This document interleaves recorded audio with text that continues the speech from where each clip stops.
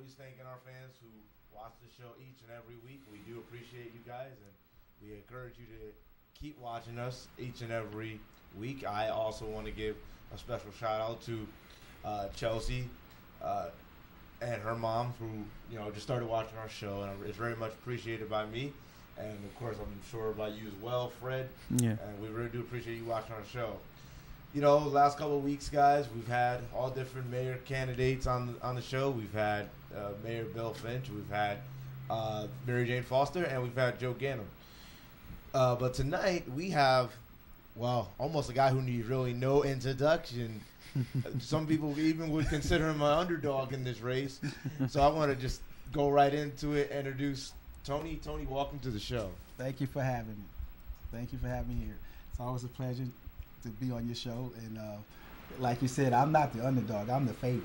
Well, I said underdog because, no disrespect, but you are going up against guys and women who are very, very well known, who are either been in the seat before or in the seat, have, sort of a power thing going on. Okay. Well, so that would kind of put you as the underdog.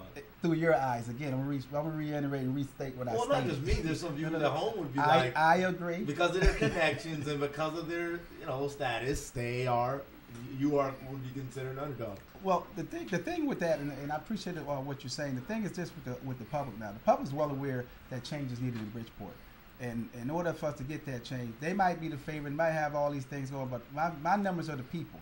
We're going to get a number out that's going to come out and ratify me to be the mayor of Bridgeport. And that's what I was going to say. You may be the underdog, but you are a people person. You are, a man of the people. You're kind of like Rocky Balboa, and this fight, You're the guy that, got the people behind you, And we're going to motivate the people.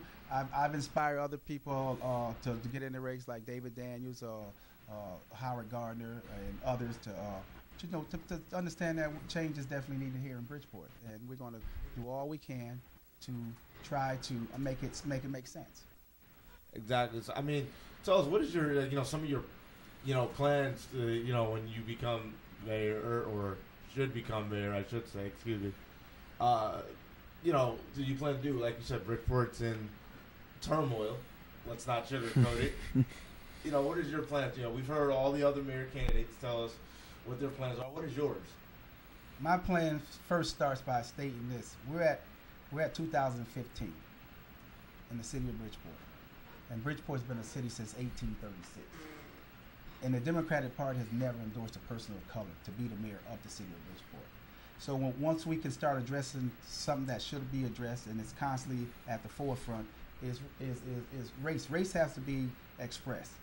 The concerns have to be there. You cannot tell me a Democratic Party is a fair party when it's been a city since 1836, and we're now at 2015, and not one damn time have they endorsed anyone other than an Irish or an Italian. So you can never convince me to believe that. And then the leadership in the churches and the people of colors, environmental communities go right along with it for 200 years.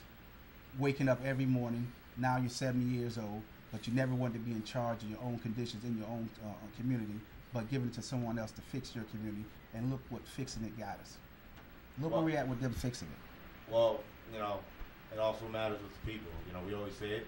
They have to go out and vote, and they have to make change. It's not going to just happen by itself, and it's not going to happen overnight. One person can make a change. We've said it time and time again. Definitely, but it takes that person to go out and willing to make a difference. And we're going to go out and do what we need to. The fight starts after September, in September, early September. Once the primaries are over with, I have basically no concern with the primaries. My main concern is the general election. That's where we're at. We're looking at the general election, and I wanted to cover a few things. Since you said you have Mr. Finch on, Mayor Finch on Mary Jane Foster and Joseph Ganim. Okay, yes. And I don't have a problem. I'll start by saying this about Mr. Finch, and this is not made up stuff. I speak factual stuff. Bill Finch tried to take the voting rights away from the people of color in Bridgeport, Connecticut. In 2015, Bill Finch was still trying to take the voting rights from 1965 that Dr. King and all the civil rights leaders and people across the nation, no matter what color they were, that believed that we were entitled to have the same types of votes and rights and so forth in a democracy system with a constitution. The Bill Finch do not want you to have your voting rights. Tried everything to take your voting rights. The only person that I can clearly compare Bill Finch to with respect is George Wallace down in Alabama from the 60s, that didn't believe that black people had any right or people of color had any right for anything other than whatever they say they're entitled to. He didn't even respect the 50-year anniversary with Pastor Lee, who was a child and marched in the Selma, Alabama. March in Selma, Alabama. And I'm just saying, march, and he refused to even recognize that because she endorsed Joseph Ganim. So my position to that is that she's entitled to, anyone in the city of Bridgeport entitled to endorse anyone that they want to. So are you implying that Bill Finch has a thing against African Americans or men of color? I'm not saying Bill Finch has anything against people of color. His actions speak for itself. Tries to put a gun range next to an elementary school. Doesn't put no funding into the public school system. Nothing. Doesn't 22,000 kids in the public school system. Not one drug counselor. So you tell me what I should think. No jobs, no programs. If any programs are for the kids, they have to pay for them. They can't afford to pay for them. Or he says we're using a sliding scale. So we can't continue to go down that course. Change has to take place, major change. And major change has to start with the church leaderships have disrespected their own communities for 200 years in Bridgeport, Connecticut. They've already, and look at this is to show you the unawareness or uncaring that they'll do. You can take myself, Tony Barr, David Daniels, Howard Gardner, and the churches have already, the minority churches have already decided to support either Bill Finch or Joseph Ganim. What kind of thinking is this? You can't have a right way of thinking. This can't be a right way of thinking. Your mindset can't think like that. You're supposed to sit back and let the cards play out and then make a decision from there. I mean, true, but I mean, I don't know. For me, it's kind of complicated because you have, Ganim, I guess, who is very popular for the people, and you have Bill Finch, who I wouldn't really say popular, but he has a way of talking. I want to say that. Bill Finch, in my honest opinion, because I don't have a reason to make up anything, to me is the closest thing to George Wallace. Any person that has no respect for the voting rights of 1965 at 2015 has tried to take them away, tried to take you back to 65 from 2000. He keeps saying we have to go forward, we can't go backwards. We're going to move forward. Just won't be with you. I mean, Freddie, I know you've been sitting over there. Let's go back and forth. I mean, I'm not a politic kind of guy, but what was it like growing up for you, and what were your family like? I grew up in P.T. Barnum apartments, and okay. I moved to the east side. Grew up over on the east side as well. But mainly I got my education in the private schools, the parochial schools, Notre Dame, Fairfield, Sacred Heart. Was it tough? Actually, I was given a good bill of health through just good people, honestly good people, meeting good people in different ethnic backgrounds. Yeah. I mean, that's awesome. I mean, commendable. I think I've always looked at you as a man, first of all, who understands the struggle. And in Bridgeport, that's majority of Bridgeport is pretty much the struggle. Bridgeport itself is a struggle. Bridgeport Tell me. itself is a struggle. And you cannot tell me that Tony Barr caused the problem. Because Tony Barr did not cause this problem. Tony Barr is going to help fix the problem. And it's a process. This thing can't be fixed overnight. It's a long, long, long process. You keep doing the same thing over and over and over and keep getting it wrong, it's wrong. It'll be wrong for a long time. We're trying now to start to get it right.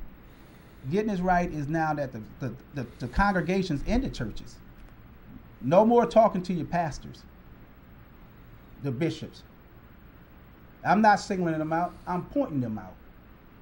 You the problem. Created this whole unnecessary environment for your kids and grandbabies for the sake of for instant gratification for yourself or yourselves or the people in your circle, and let the masses go to waste. So I mean, you know, for me, I've always had a thing where it's like, should religion and politics cross over? Sometimes I debate on that a lot of times.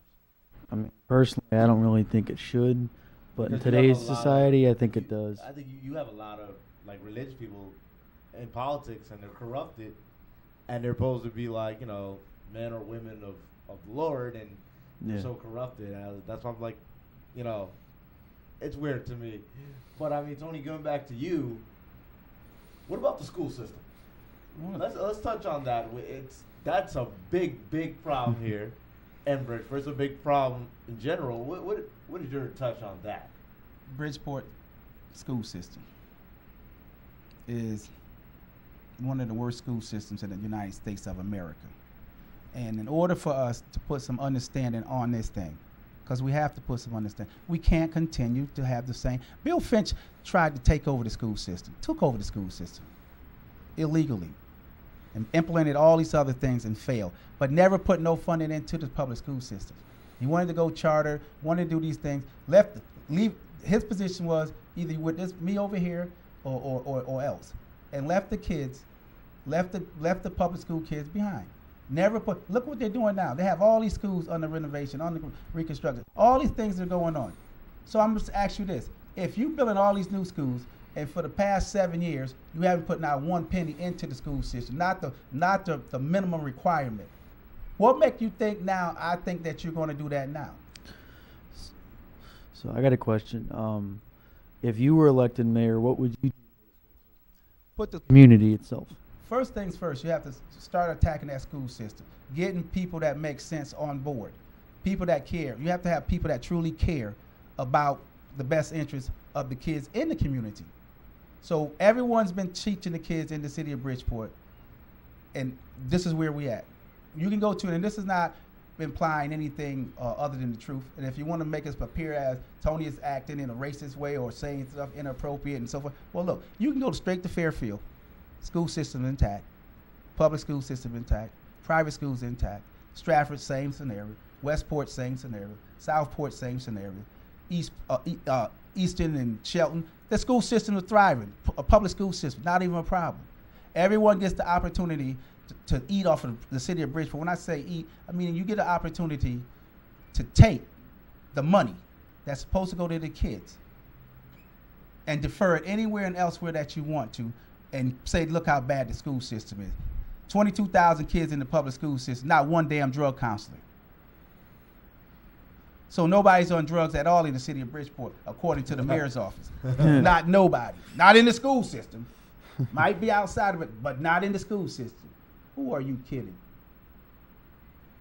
I mean, you know, we know that. Well, we already know what the story is with that. I mean, you're not the only one. I mean, Steve Cardenas, Dave Gordon, they have always, you know, they've been touching on that since I was in their program with them years ago. You know, and that's still a fight today. You know, they got rid of the drug and alcohol program and yada yada and the third, and they felt like, oh, it's not a need, but it is a need. You know, I've said this last couple of weeks with all the candidates. You have more kids not going to school, Yeah. you know, than they are in school. The dropout rate in Bridgeport And is atrocious, I think. this is I'm part. telling you, you ain't never lied. And I want you to understand the purpose of that. This administration is pushing that. The more kids drop out, the more money they have access to from the kids from school. In other words, every time a kid drops out, and I'm not sure on my numbers, but I know that they're not too far off to them. They get $18,000 to $20,000 per kid now to do whatever they want because he's no longer in the school system. So this gives them the opportunity now to take care of friends and buddies and so forth, because we walking away. We got how many kids drop out? If you got, just lose $20,000 as an example when a kid drops out of school, and we got 200 kids that done dropped out of school. Now you do the math on that. I mean, Tony, correct me if I'm wrong, but I mean, I've been to some of the, you know, Board of Education meetings, and I feel like the people, when they, you know, state their opinion, people are like really whatever. Like they let them talk, but nothing ever happens. You know, I know for a fact that Steve Cardenas, Dave Gordon, they've gone to Board of Education meetings and they've spoke up on behalf of the school system and the children, and everything they say to the Board of Education gets put on deaf ears. And that's by design. Not that these. And they, they even went up to to the mayor, and I felt like it's still getting knocked on deaf ears. Yeah. This is because we have an environment or a cast of people that don't give a damn about the city of Bridgeport. And let's put it to like this: the direction that Bridgeport's going in right now in terms of trying to restore it economically and business-wise, and that course is still going to run its course. We can't change that course. But the things that we can change is the school system. The things that can put back hope. These kids have no hope, no dreams, no nothing. That's true. That is very true. And they tell me all the time, well, what are you going to do for us? Ain't nobody else doing nothing for us. Why should we go with you? And I said, no, you're not going with me because I look like you. You're going with me because I'm right for what's best for the city of Bridgeport and our community, who make up 85% of the people. This is what this is about. You have to have some say. I don't want no one to tell me what's best for me when I think I'm sure I know what's better for myself than you. I mean, what you're saying is very true. Not to mention, you say that, it's not about being racist because the majority of the population here in Bridgeport are Hispanics and blacks. That's not being racist. That's a fact. The majority of Bridgeport is Hispanic and African American. Okay. Well, let me use or black. Right, because I'm gonna always. Okay, I want people to clearly understand this because I've had enough of this African American thing. I've had enough of it. Or Tony Barr, of color, I should. No. I'm just gonna give you. Tony Barr was born in the United States of America. Tony Barr is an American. My mother was born in the United States of America. My mother is an American, and God bless her soul. All my family's members was born in the United States. If you were born in the United States of America, you are an American, period. True. Not an African American. You have ancestry history back to Africa, but they can't tell you you are African American. You are simply an American, period. And I'm an American. So I got a question. Go ahead. Are you saying, are you two implying that this is a race war? No, we are not implying that it is a race war. No. And it's not about color. That would be wrong. But what we're saying pretty much is, what I'm saying, at least on my part, I can't speak for Tony Barr. He speaks for himself. But what I'm saying is the majority of Bridgeport is just heavy populated with men of color, men and women of color. Right. And that is a fact. That is not racist. That is a fact. Okay. The ones that are mostly failing in the city of Bridgeport of men and women of color, that is a fact. The ones that are mostly on drugs are same thing, men and women of color. I'm not saying that there's no Caucasians that are failing or not on drugs, because they probably are too, but the majority is color. And the condition of your environment dictate where you go. In other words, true. If you have nothing, and at some point you turn to things that's going to even bring you down even more. Your self-esteem goes down, everything goes down, and then before you know it, you done killed somebody, you're in jail, woke up, been on drugs, and said what? All these things apply. Well, I was just about to say, when you say that, then you go to jail, and touching back on what Dave Gordon used to say to me when I used to always be a guest on his show, the school to prison pipeline, and the more I got into the politics and paying attention to this. That's very true, because you go to school, it doesn't work, you're hanging out on the street because you dropped out, then you end up in prison. But then you come out and you can't get a job because they don't want to give you an opportunity. Fred, we talked about this the other day at the bus stop. Yeah. People don't want to give a convicted felon a second chance. Right. And me and Tony, we've talked about that. And if you paid your dues to society, why should you be punished? Like, oh, now you can't create yourself. I should say, I'm tongue twisted right now. Right, and put it like this, okay? And I want to hopefully make some sense. And this is because this is so important this year in the city of Bridgeport. And I've been saying and stating for two and a half years now about the importance to get this thing right in Bridgeport, Connecticut, in terms of just trying to make some true understanding of what's going on here. You could take Joseph Ganim. ex-mayor, did some things in office, wants to get put back into office. The community has forgiven him. At least I know the churches have. The majority of the churches across the board has embraced Joe Ganim. He deserves a second chance, and I agree, he does. But Tony Barr deserves a first chance at the same job. Give him a first chance, and not just giving me a first chance at the job. Bridgeport's been a city since 1836. We had 2015. The Democratic Party has never endorsed a person of color. I'm asking all the church leaders across the city of Bridgeport that of color. Only thing you can do for the city of Bridgeport for the mayorship is vote for an Italian or an Irish person. That's all you've ever done, and this year it has to be different. You can't say you're a leader and not want to be in charge of your own destination. You can't do that. Well, that's why it's important to go out and vote, no matter who it's for, no matter if it's, this person, that person, color, or no matter what the color is, it starts with you in making the change. Yeah. So going out and vote and letting your voice be heard. Tony Barr didn't ask the Democratic Party to endorse him. He endorsed himself. He didn't ask Mario Tesco, the Democratic chairman, to endorse him. Tony Barr says, I'm endorsing myself. I don't want anything to do with this Democratic Party. You can't go from 1836 to 2015 and tell me that you're playing fair. You can't tell me that. If you have the budget for 200 years, I'm supposed to be at your mercy, and that's why we're at the mercy. The masses of the people here is at the mercy of whatever you decide is best for them. It's become a house of cards. Bottom line. Like the TV show, Dave. Well, yeah, but I mean, realistically, it is. Especially, Yeah. I know definitely here in Bridgeport, it's a house of cards. House of cards. Here's more examples of what I'm talking about. The present mayor, Bill Finch, is building a new school, moved Harding High School, where it presently was, to the contaminated grounds of GE. GE packed their bags after giving the properties to the city of Bridgeport for free, no taxes. Get to walk. He allowed them to walk out of the city of Bridgeport, not paying a damn thing, no taxes, no nothing. Bye, taking care of themselves. And I'm gonna give another example of what I'm speaking in reference to that. Then he turns around, he gives this company a free ride at the city of Bridgeport. It's called Pro Bass or Brass Pro. Is it Brass Pro or Pro Bass? I'm not sure. Okay, it's a gun company. This company is out of the Midwest, out of Missouri. The condition that this manufacturing gun company destroyed the city of Cleveland, Detroit, St. Louis, Chicago, flooded it out with guns, and now they're here with a free ride to stay here. That's a gun factory that's going to open over there, right here in Bridgeport. Guns going out the front, guns going out the back, and your babies are going to be the one to pay the price for it.